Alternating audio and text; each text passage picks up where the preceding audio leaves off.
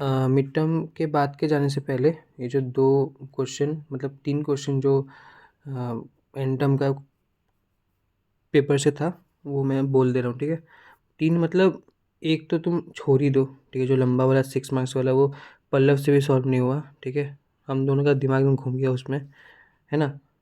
Milk वाला। हाँ, वो 10 अबे मार्क्स मिल्क नहीं, कॉन्वेयर वाला। का कन्वेयर वाला, हाँ हाँ। हाँ, तो छोड़ो वो, उसमें तुम मत ही घुसो, ठीक है। वो अलावा उसके अलावा जो 2 क्वेश्चन है ये 2 कर लेना, ये मैं तुमको जो पीडीएफ में से तुम बोल दूंगा, और ये मैंने यहाँ पे किया है। देखो, how much product at 10% wet wet basis moisture would be obtain from drying 3.5 kg of carrot slices, ठीक है। जिसका इनिशियल मॉइस्चर कंटेंट 89% है। Also find out how much water will be removed. हाँ देखो, जिसका 89% मॉइस्चर कंटेंट है ना initially, तो क्या है, इनिशियली जो इसका लाइक मॉइस्चर कंटेंट होगा वो क्या होगा, 89% ऑफ 3.5, ठीक है। तो कितना होगा वो, 3.115। जब उसका इनिशियली सॉलिड जो होगा वो क्या होगा, टोटल जितना वेट था माइनस 3.115 होगा। अभी सॉलिड तो चेंज नहीं होता है ना, तो फाइनल जो भी सॉलिड था वो भी सेम ही होगा, 0.385, ठीक है। अब देखो, अब बोला है कि सपोज एज्यूम कर लो कि फाइनल प्रोडक्ट बना है एक्स के जी, ठीक है।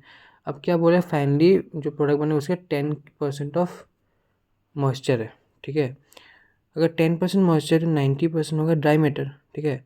सो पॉइंट, और ड्राई मैटर का तो हम लोग को ऑलरेडी मालूम ही है 0.385। So 90% of that product X equals to 0.385। So 0.9 into X 0.385, X क्या होगा, दिस डिवाइड बाई 9, एक्स मिल गया। तो final product is this much, ठीक है, वही इतना ही।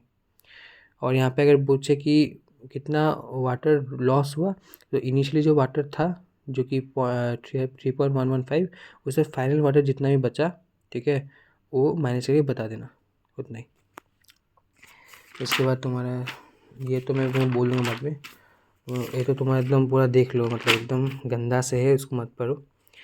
दूसरा है तुम्हारा, अब तुम्हारा मिड टर्म के बाद से, ठीक है। मिड टर्म के बाद से ये कुछ टॉपिक्स मेरे को मिला है, ठीक है। सबसे पहले आता है तुम्हारा in can and in flow sterilization. इसमें तुम्हारा बेसिकली इन कैन में क्या होता है, मतलब इन पैकेज में क्या होता है, 3 तरीके से स्टेप्स होता है, ठीक है। पहला होगा तुम्हारा हीट ट्रांसफ़र, ये मतलब from the heating medium to the package surface, then heat transfer through the package, and then internal heat transfer, ठीक है। अब देखो, हीटिंग मीडियम क्या होता है, बहुत सारा होता है, ठीक है। स्टीम होता है, देन हॉट वाटर होता है, देन स्टीम एंड मिक्सचर होता है, वगैरह वगैरह। जो और पैकेज होता है उसका जो मटेरियल होता है mostly aluminium and tin plate होता है, ठीक है, because of their high thermal conductivity. Then जो इंटरनल हीट ट्रांसफर होता है वो तुम्हारा 2 तरीके से होता है, एक तुम्हारा होता है कन्वेक्शन, तो कंडक्शन। मोस्टली सॉलिड फूड में क्या होता है, कंडक्शन होता है, एंड लिक्विड फूड में क्या होता है, कन्वेक्शन होता है, ठीक है। इसके बाद से तुम्हारा कुछ कुछ नोट्स है, ठीक है, कुछ कुछ शॉर्ट शॉर्ट इंपॉर्टेंट नोट जो मेरे को सर का नोट से मिला। In purely conductive transfer the coldest point is the geometric centre, ठीक है। अगर इस किसी बॉडी में कंडक्टिव ट्रांसफर हो रहा है तो उसका जो जियोमेट्रिक सेंटर हो, मतलब कोल्डेस्ट पॉइंट है वो उसका सेंटर होगा, ठीक है। एंड अगर कन्वेक्टिव हो रहा है तो, अगर किसी लाइक वर्टिकल कैन में है तो उसका जो कैन का हाइट है ना उसका 1/3 हाइट का होगा, ठीक है। तो वहाँ पे जाके उसका जो लाइक कोल्डेस्ट पॉइंट होगा। नेक्स्ट है, there are 2 modes of in package agitation. देखो अभी कैंस है, तो कैंस को जब तुम हीट करेगा तो इसको थोड़ा एजिटेट तो हो, जब जो करेगा ना तो उसका दो काइंड ऑफ होता है मेथड। एक होता है तुम्हारा एंड ओवर एंड मेथड, एक होता है तुम्हारा spin method. And over and मतलब सपोज मान लो एक कैन है, ये कैन है, तो उस कैन को ऐसे ऐसे ऐसे ऐसे करते रहेगा, ठीक है। और जब मतलब बोले स्पिन मेथड तो ऐसे पकड़ के ऐसे ऐसे ऐसे ऐसे करके, ये तो स्पिन, ठीक है। तो भाई now if the process is happening in a retort, ठीक है, अगर एक रेटॉर्ड में हो रहा है तो एक हीटिंग लॉग फैक्टर का आता है, ठीक है, जो कि कुछ ऐसे होता है। इसको हम लोग इन फ्लो अभी जब पढ़ेंगे तब इसको अच्छे से हम लोग निकालेंगे फॉर्मूला को। तो इन फ्लो में एक्चुअली 2 तरीके का होता है स्टेप्स, मतलब 2 तरह के मेथड होता है। एक तो होता है कंटिन्यूस इन फ्लो हीटिंग, और एक होता है ओमिक हीटिंग। दोनों में बहुत रैपिड हीट ट्रांसफ़र होता है, ठीक है। कंटिन्यूस इन फ्लो में क्या होता है, वो जो एक बहुत ही एक लीथल टेम्परेचर रेंज के लिए बहुत ही एक शॉर्ट टाइम के लिए होल्ड करना पड़ता है, तो उसके लिए एक अच्छा होल्डिंग चीज़ चाहिए, like holding tube, holding vessels ठीक है। दूसरा हो गया तुम्हारा ओमिक हीटिंग। ओमिक हीटिंग में भी सेम ही होता है। The method is rapid, practically instantaneous and does not require heat transfer surfaces, ठीक है। पर इसका भी कुछ लिमिटेशन वगैरह है, जैसे कि it is not suitable for the low acid foods वगैरह वगैरह। इसके बाद हम लोग ये फॉर्मूला डिराइव करते हैं। तो इसके लिए तुमको बेसिकली ये वाला इक्वेशन याद रखना पड़ेगा। ये वाला इक्वेशन के साथ साथ तुमको ये रिलेशन भी याद रखना पड़ेगा, बिकॉज ये जो रिलेशन है ना D A by D T का, इसको जब हम लोग रिप्लेस करेंगे यहाँ पे, तो उसके बाद ये हम लोग इंटीग्रेट कर सकते हैं। एक बार इंटीग्रेट कर लिया, उसके बाद ये फॉर्मूला आ गया है। इंटीग्रेशन में कुछ भी समझना है मेरे को बोलना, ठीक है। इसके बाद तुम्हारा आता है ये हो गया। उसके बाद एक क्वेश्चन आता है। क्वेश्चन था ये, ठीक है। क्वेश्चन में बेसिकली 3 रीज़न बोला है तुमको। एक बोला है कि heating in A heat exchanger, ठीक है। उसमें क्या होता है, हीटिंग करना है तुम्हारे पास 30 से 120 तक, ठीक है, फॉर 90 सेकंड्स। देन क्या करना है तुमको, सेकंड बोले तुम होल्डिंग इन 120 फॉर 70 सेकंड्स। 70 मतलब 90 + 70 इज़ 160, तो उतने में उसको होल्ड करना है। नेक्स्ट क्या करना है, cooling in A heat exchanger, temperature drops linearly for 120 to 10 in again 90 seconds. 160 minus plus 90 250। सो यहाँ पे आने के बाद जो तुम्हारा उसका जो टेम्परेचर है वो कम हो जाएगा, ठीक है। सो बेसिकली हम लोग कैलकुलेट क्या करना है, हम लोग एफ नोट करना है। F note for each process, एक बार जो इंक्रीज़ किया, होल्ड किया, कूल किया, ठीक है। तीनों के लिए एफ नोट अलग अलग से होगा। प्लस हम लोग को टोटल जो प्रोसेस है उसका एफ नोट चाहिए। तो जो एफ नोट होता है उसका जो निकालने का फॉर्मूला होता है क्या होता है, इंटीग्रेशन करना पड़ता है 0 to t 10 t - 121/10 dot D T, ठीक है। अभी यहाँ पे देखो, कुछ भी फॉर्मूला को वो इंटीग्रेट कर रहे हैं ना, सपोज इन डी एक्स से कर रहे हैं इंटीग्रेट ना, तो जो इक्वेशन होता है वो भी एक्स के टर्म में होना पड़ता है। अगर हम डी वाई से कर रहे हैं तो वाई के टर्म्स में होना पड़ता है। बट यहाँ पे देखो, मैं स्मॉल टी के टर्म्स में करने के बाद बिग टी है यहाँ पे, तो इस जो बिग टी है उसको हम लोग चेंज करना पड़ेगा, कुछ रिलेशन लाना पड़ेगा बिग टी और स्मॉल टी में, ताकि ये मैं बिग टी को स्मॉल टी से रिप्लेस कर पाऊँ। यहाँ पे लिखा है देखो, to integrate this we need to replace T by T, so a relation between big T and small T is required. So relation कैसे आएगा, रिलेशन एक इक्वेशन से आएगा, ठीक है। अब इक्वेशन देखो, हम लोग को हर एक स्टेज के लाना है। हर एक स्टेज के लिए हम लोग के पास 2 2 पॉइंट है, और 11 12 से हम लोग सीखते आ रहे हैं, हम लोग के पास 2 पॉइंट है, तो हम लोग उसका इक्वेशन आराम से निकाल सकते हैं by this formula, okay. y - y1/y2 - y1 equals to x - x1/x2 - x1, ठीक है। तो ऐसा फॉर्मूला से हम निकाल सकते हैं।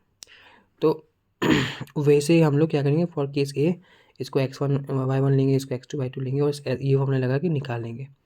सिमिलरली इसके लिए भी कर लेंगे। ये जो होल्डिंग पॉइंट है ना, इसके लिए नहीं चाहिए। देखो टेम्परेचर इसमें चेंज नहीं हो रहा है ना, तो सीधा हम लोग क्या कर सकते हैं, 120 सेम है, तो 120 सीधा हम लिख सकते हैं, ठीक है। और बाकी यहाँ पे जो चेंज हो रहा है, इसलिए हम लोग इसको डिफरेंट इक्वेशन में लिख रहे हैं, ठीक है। मतलब सी का भी देख लो तुम, केस नंबर सी का वैसे भी सेम ही किया है इसमें, ठीक है। ये वाला ये मैंने एक्स्ट्रा से किया है, बट सेम टू सेम वैसा ही होगा। अभी जो तुमको इक्वेशन मिला है टी का ना, जो टी 30 + टी, इसको तुमको रिप्लेस कर देना यहाँ पे, ठीक है। So for case A 0 to 90 तुमको तो याद ही होगा। Then 10 to the power just T को रिप्लेस कर देना, उसको सॉल्व करना। सॉल्व करने के बाद कुछ ऐसा आएगा, ठीक है। 10 to the power 0.1 t - 9.1 D T.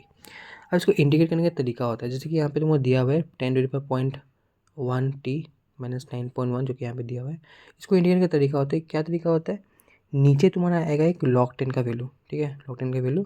Then उसके साथ में आएगा तुम्हारा टी का कोफिशिएंट 0.1, ठीक है। और बाकी ऊपर का जो भी टर्म है ऊपर एज इट इज़ लिख देना, ठीक है। क्या आएगा, log 10 तो आएगा आएगा, ऊपर का जो टर्म है वो तो लिखेगा तुम, और नीचे जो log 10 के साथ आएगा वो तुम्हारा टी का कोफिशिएंट होगा, ठीक है। वही इसके बाद वही सिमिलरली ए के लिए कर दिया, बी के लिए तुम पता है सीधा टी का वैल्यू डालना है, निकालना है। सिमिलरली सी के लिए भी, ठीक है। और जब तुम्हारा इंडिविजुअली निकल जाएगा तो टोटल के लिए तुम सबको ऐड कर देना, ठीक है। अब इस टॉपिक के बाद है तुम्हारा रेफ्रिजरेशन। रेफ्रिजरेशन में कुछ कुछ कंपोनेंट होता है, ठीक है।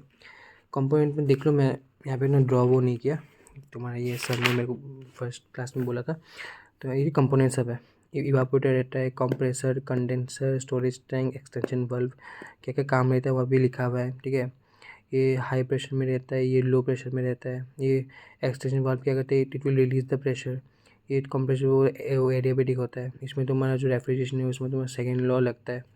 देन अगेन द रेफ्रिजरेशन जो है, ये तुम्हारा इसका जो बॉइलिंग पॉइंट होता है वो बहुत ही नेगेटिव में होना पड़ता है, जैसे कि जो इंडस्ट्री में यूज़ करते हैं, जो एमोनिया होता है ना, तो वो टाइप का, ठीक है। और यहाँ पे आइस यूज़ नहीं कर सकते, because ice can not be cool less than -5 degree Celsius, ठीक है।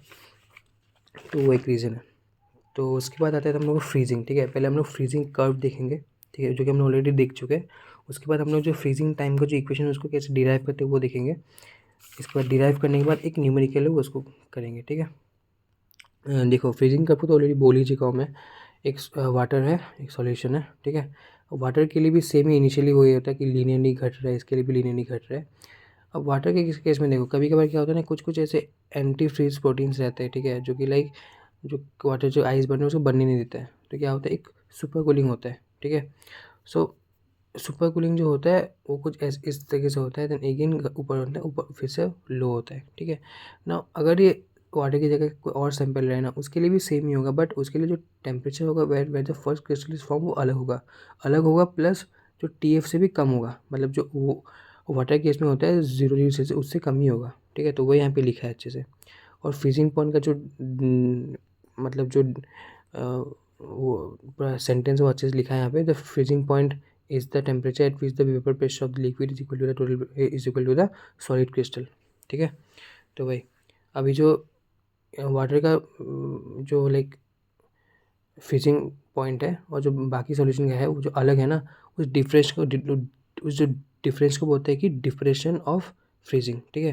और जो डिप्रेशन है ये तुम्हारा डायरेक्टली प्रोपोर्शनल है molar concentration of the solution, ठीक है। तो भाई अभी इसका जो इक्वेशन है उसको डिराइव करना है। अब इक्वेशन डिराइव करने के लिए हम लोग को ये फिगर तुम ड्रॉ कर लेना, ठीक है। ड्रॉ करने के बाद ये कुछ एजम्पशन है लिख लेना, जैसे कि ये जो स्लैब है this is made of water and जो यहाँ पे है, ठीक है। उसके बाद तुम्हारा दो हीट तुम्हारा होगा यहाँ पे, ठीक है। पहला जो हीट ट्रांसफर है वो क्या हो रहा है, heat transfer from the freezing form to cold air. ये जो फ्रीजिंग फॉर्म से तुम्हारे कोल्ड एयर में होगा वो तुम्हारा एक हीट होगा। दूसरा क्या है, heat release due to the additional forming of ice. अब जो यहाँ पे कोल्ड एयर रिलीज होगा उसके जो आइस फॉर्म होगा ना, वो आइस फॉर्म होने के बाद जो हीट रिलीज होगा वो भी इसी के इक्वल टू ही होगा। तो अब ये heat release due to the additional forming of ice जो है वो तुम्हारा फॉर्मूला है वो ऐसा कुछ है L/m। अब m जो है वो तुम्हारा रो इंटू वी है, ठीक है। वी जो क्या होता है एरिया इंटू लेंथ होता है, बट यहाँ पे जो वी है वो एक वॉल्यूमेट्रिक रेट है, तो हमें लेंथ भी dx/dt होगा, ठीक है। जो कि ये दोनों इक्वली है तो दोनों को इक्वेट कर देते हैं हम लोग। फिर ए वहाँ पे ऐसे होगा। फिर ए जब कट गया देन dt का टर्म्स को एक टर्म में, dx का टर्म में एक टर्म से इंटीग्रेट करना है, ठीक है। जैसे कि 1/h कॉन्स्टेंट है और इंटीग्रेशन dx क्या होता है x होता है, तो फाइनली क्या होगा x/h हो जाएगा। अभी 1/k हो जाए कॉन्स्टेंट, तो इंटीग्रेशन ऑफ x dx क्या होता है x²/2, तो x²/2k, ठीक है, ऐसे करके, ठीक है। अब देखो ये तो बहुत जनरल ना। अब जो डिफरेंट डिफरेंट ज्योमेट्रीज हो गया उसके लिए अलग अलग होता है, उसके लिए यहाँ पे क्यू एक पी हम लोग लगा देंगे। और जो प्लेट के लिए क्यू हो जाता है 2, पी हो जाता है 8, सिलेंडर के लिए रहता है क्यू हो जाता है 4, पी हो जाता है 16। तो ऐसे करके इसको याद रखने का तरीका बहुत सिंपल है। सिर्फ इतना याद रखना, प्लेट सिलेंडर और स्पेयर, प्लेट के लिए 2 और बाकी सिर्फ दो से इंक्रीज करता है, ठीक है। 2 से 4, 4 से 6 और बाकी पी भी क्यू के टर्म्स में होता है। देखो 2 से इंटू 4 करेगा 8 होता है, 4 से इंटू 4 करेगा 16 होता है, 6 से इंटू 4 करेगा 24 होता है। सबसे इंटू 4 करना आ जाएगा, ठीक है। उसके बाद ये क्वेश्चन है, क्वेश्चन में देखो ये जो फॉर्मूला है ना तुम्हारा, ये जो फॉर्मूला है इसके जितना भी चाहिए यहाँ पे सॉल्व करने के लिए सब कुछ क्वेश्चन में रेडीमेड दिया हुआ है, ठीक है। तुमको सिर्फ इतना दिमाग लगाना है। देखो क्वेश्चन में क्या है ना, एक मॉइस्चर कंटेंट ऑफ फिश भी दिया है यहाँ पे। देखो एक चीज़ हमने एज्यूम किया था there the slab is made of water, इसलिए जो मॉइस्चर कंटेंट, वाटर तो ऑब्वियसली फुल ऑफ मॉइस्चर ही है, तो इसके लिए यहाँ पे क्या था, कुछ टर्म नहीं था, सिंपली 1 था यहाँ पे, ठीक है। यहाँ पे सिंपली 1 था। बट यहाँ पे जो है यहाँ पे क्या है, मॉइस्चर कंटेंट दिया है 70% मतलब 0.7, तो यहाँ पे तुम्हारा एक एक्स्ट्रा टर्म आएगा 0.7, बाकी सब कुछ सेम है। हाँ और एक चीज़ है यहाँ पे जो जो क्वेश्चन है उसमें बोला कि एज्यूम परफेक्ट कॉन्टैक्ट, ठीक है। अगर परफेक्ट कॉन्टैक्ट हो रहा है तो वो कन्वेक्शन नहीं होगा ना, और वो तो कंडक्शन नहीं होगा, कंडक्शन ही है ना, परफेक्ट कॉन्टैक्ट में है। तो जो कन्वेक्शन वाला टर्म है इसको हम इग्नोर कर देंगे इस वक्त, ठीक है। तो इक्वेशन सिर्फ इसके टर्म्स में होगा, बाकी सब सेम होगा। अब नेक्स्ट में क्या हो रहा है, नेक्स्ट में in the freezing time if the blocks are package in a carton box, ठीक है। कार्टून बॉक्स का जो थर्मल कंडक्टिविटी दे दिया है, ठीक है। बट हम लोग पास जो कंडक्टिविटी ऑलरेडी है, हम लोग को चाहिए कन्वेक्टिविटी। तो कंडक्टिविटी से कन्वेक्टिविटी कैसे निकालते हैं वो उसका एक फॉर्मूला है यहाँ पे, उसको यूज़ करके तुम एच निकाल लिया। एच निकालने के बाद इस बार दोनों का काम आएगा, ठीक है। इस बार हम लोग इसको इग्नोर नहीं कर सकते बिकॉज एच है हम लोग के पास, तो इसको रखना, कैलकुलेट करना, सिंपल है।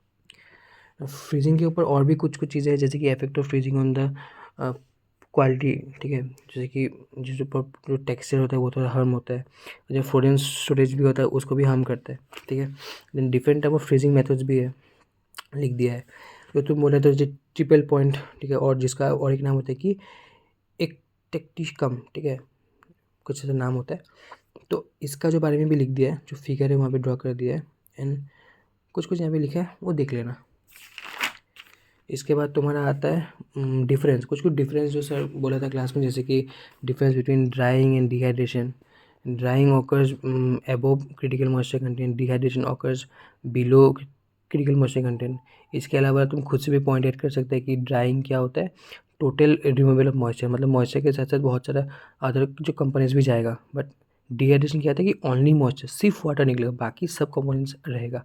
तो ऐसे खुद से भी तुम पॉइंट ऐड कर सकते हैं, और बाकी कुछ कुछ चीज़ में भी तुम देख सकते हैं क्या क्या फ़र्क है, ठीक है।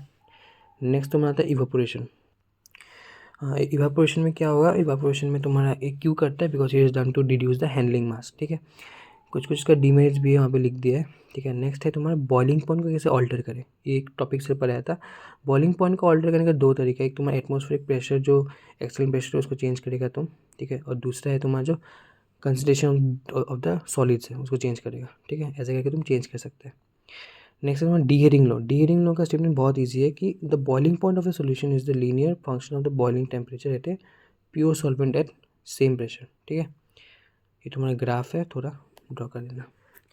सो देखो, वो जो तुम्हारा सर मिड टर्म के बाद ना सर 3 क्वेश्चन दिया था, ठीक है, क्लास में। एक तो ये जो कि सॉल्व नहीं हुआ, और जो बाकी दो, ठीक है, बाकी दो में से जो एक ये आता है जो अभी हम लोग सॉल्व किया, और जो ये वाला, ठीक है, ये वाला जो सॉल्व किया, ये तो सर कराया था क्लास में, ये तो सॉल्व भी हो गया, लेकिन ये जो लास्ट वाला सम है ये सॉल्व नहीं हो रहा है, ठीक है, मेरे से भी नहीं हो रहा है, पल्लव से भी नहीं हो रहा है।